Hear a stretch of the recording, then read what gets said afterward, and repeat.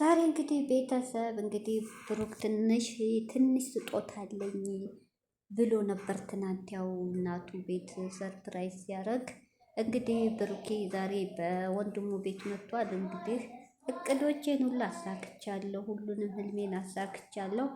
የራሱን ህይወት ሊጀምር እንግዲህ ጉዞ ወደ አውሮፓ ሊያደርግ ነው።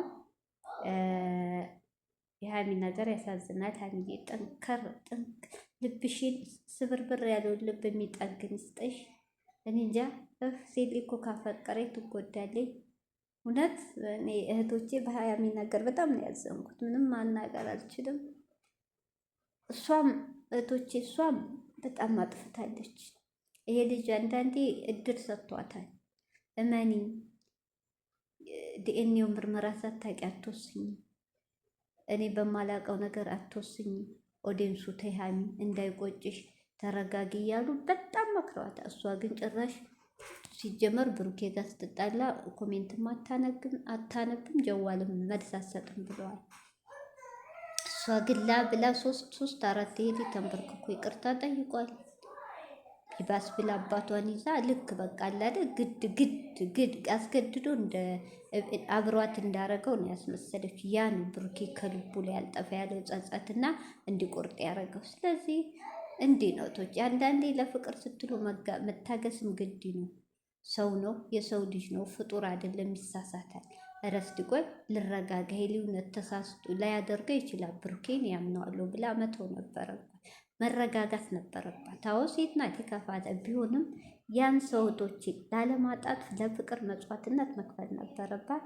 የውሃሚ እንግዲህ በራሷ ሙድ በራሷ ኮንፊደንስ የምትንቀሳቀሰው ሰው ሚላትንም የሚመክራትንም አሰማ፣ አባቷን እንኳ አሰማም። አይታችሁ ጋሽዬ እንኳ የሚሰጠው መልስ እና ሀሚ መጨረሻ ያሳዝናል። ፈጣሪ ልቧን ይጠግንላት። ምንም ማድረግ አይቻልም። በጣም ነው ያዘንኩት ሀሚ በሀይሚነት እና እንግዲህ ብሩኬ ለወንድሙ እንግዲህ አንድ ወር ከሱ ጋር ቆይታለች። መኪና ከሴት ነው የገዛሁት፣ ካናዳ ነው ልጅቷ ሄዳለች ብሎ እንግዲህ እቺ ካናዳ የምትባለው ነገር ቆይ ላብራራላችሁ። ሰላም አለይኩም ሀገሬ ዩቱብ ቻናል ተከታታዮች ውዶች፣ የማሮች የሀገሮች ልጆች በያላችሁበት ሰላማችሁ በስስት ይበል። እንዲሁም ክርስቲያኖቼ ሰላማችሁ ይብዛ። እንግዲህ ብሩኬ ባለው መሰረት ለወንድሙ መኪናው ሊሰጥ ነው እየተባለ ነበር። አንዳንዱ ቦታ ያው ሊሄድ ስለሆነ እስከ መጨረሻው እየተባለ ነበር።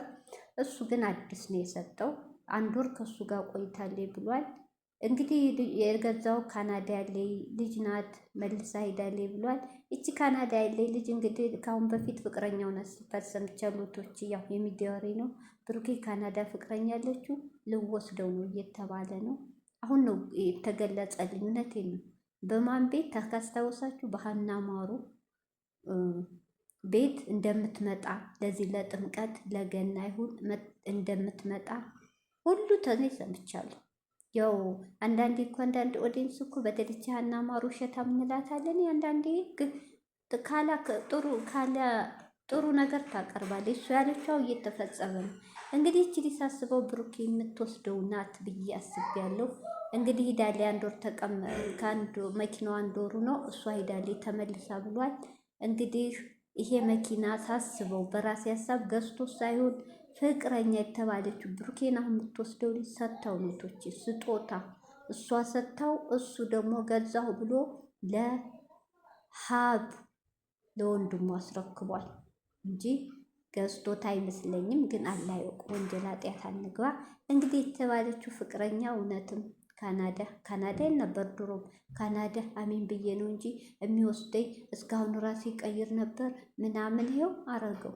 አሚን እስካሁን ህልሙን ሊያሳካ ተጠቀመባት፣ ምጥጥ አረጋት።